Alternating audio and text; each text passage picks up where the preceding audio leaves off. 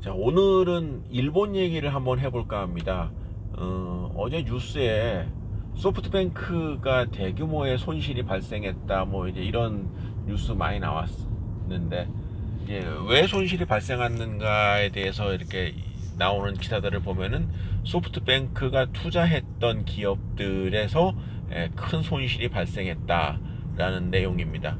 비전 펀드라 그래서 소프트뱅크가 그 이제 투자하는 이제 이름이 뭐 비전 펀드라고 하는데, 거기 관계되는 회사들 중에 뭐 위워크라는 회사는 지금 뭐 파산 상태에 있고, 우버라는 뭐 미국 기업도 그렇게 실적이 좋지 않고, 거기 이사회 의장인 알리바바의 마윈도 뭐 사퇴를 했다, 뭐 이런 얘기가 있었습니다.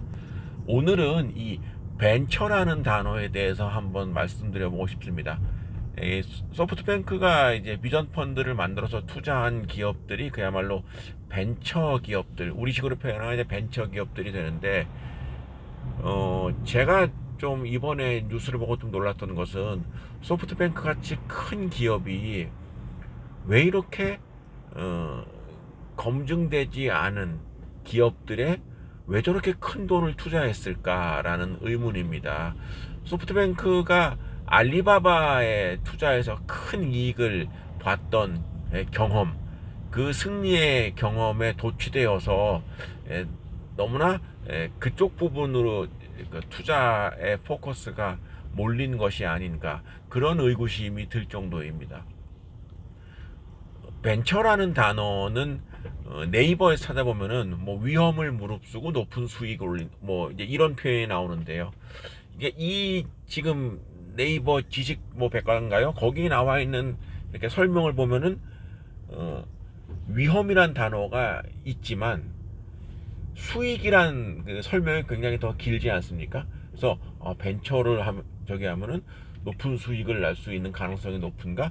이런 조금 그런 식으로 이해될 수 있는 그런 측면이 있어 보입니다. 뭐 실제로 투자를 뭐 잘해서 높은 이익을 낼 수도 있겠죠. 그런데 벤처라는 단어, VENTURE, 그 영어 단어의 본래의 뜻은 위험을 무릅쓰다, 위험하다, 뭐 이제 이런 표현입니다. 결론적으로 벤처는 참 위험한 것입니다. 그러니까 모험을 감내해야 되는, 그러니까 투자에 실패했을 경우에는 큰 손실을 감내해야 되는 그런 반대급부를 지니고 있기 때문에 그렇습니다. 투자 여러분들과 소통을 많이 하고 주식 투자 관련 수업도 하고 온오프라인을 통해서 이렇게 얘기를 하다 보면은 의외로 주식시장에 처음 뛰어드는 분들 중에서 이 벤처라는 단어를 굉장히 친숙하게 여기시고 여기에 관련된 기업에 대해서 적극적으로 투자하시는 경우가 많은데, 글쎄요, 그분들이 높은 성과를 올릴 수도 있겠습니다만은, 아니면 제가 요즘 유행하는 그야말로 꼰대 같은 마인드로 똘똘 뭉쳐서 예, 모두가 아는 좋은 기업, 예를 들자면 뭐 삼성전자 이런 기업의 전체 자산의 뭐 최소한 3분의 1, 뭐 100% 이런 식으로 그냥 차라리 삼성전자를 하십시오, 이렇게 얘기를 이제 저는 하거든요. 그러니까 그게 정말 벤처와는 정반대의 개념의 투자 패턴이다, 이렇게 볼 수가 있겠죠.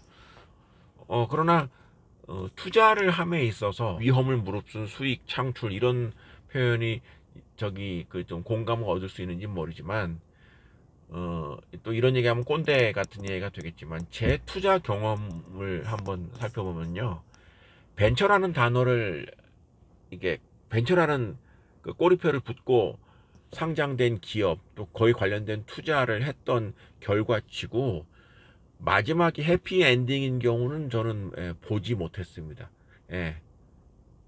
뭐 이제까지 다 그랬으니까 앞으로도 그러할 것이다, 이것에 대해서는 반대하실 수가 있겠지만은 과거의 경험상 그래 왔다. 그리고 큰 실패를 예, 하는 광경들을 옆에서 보아왔다.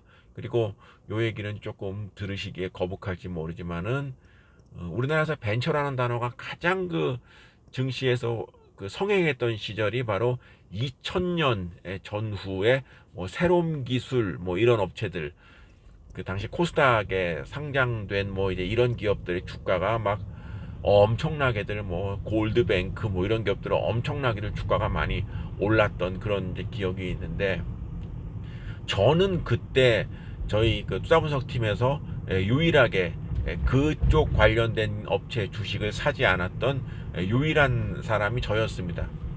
오죽했으면 제 후배 직원이 아니 왜 그런 거를 안 사고 왜 저기 굴뚝산업 주식만 사느냐 라고 저한테 좀 이렇게 의아하게 생각했을 정도였습니다.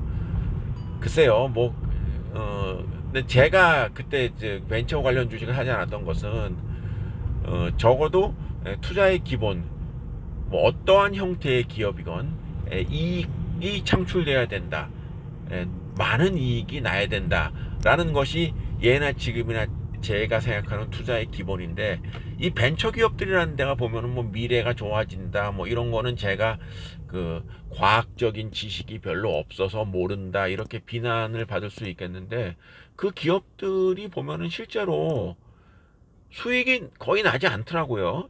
매출도 거의 일어나지 않고. 근데 그런 업체가 주가가 굉장히 비싸더라고요. 그래서 이거는 아닌 것 같다, 내가 보기에 이런 기업은 아니다 라고 이제 생각을 했고, 불행히도 2000년에 그 거품이 그냥 한 방에 다 꺼져버렸던 일이 있었죠.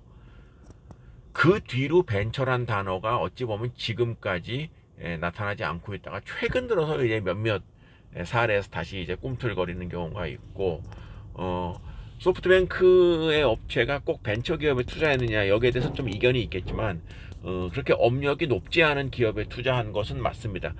그래서 그 소프트뱅크가 만약에 지금 투자한 기업들에서 큰 이익이 났다면 아마도 정말로 누가 얘기하지 않더라도 제2의 벤처 붐이 일어났을 텐데, 그리고 지금 현 정부 차원에서도 뭐 중소기업 뭐 중소벤처기업 뭐 이런 식으로 벤처란 단어를 굉장히 좀 많이 양성하는 그런 정책적인 움직임도 있지만,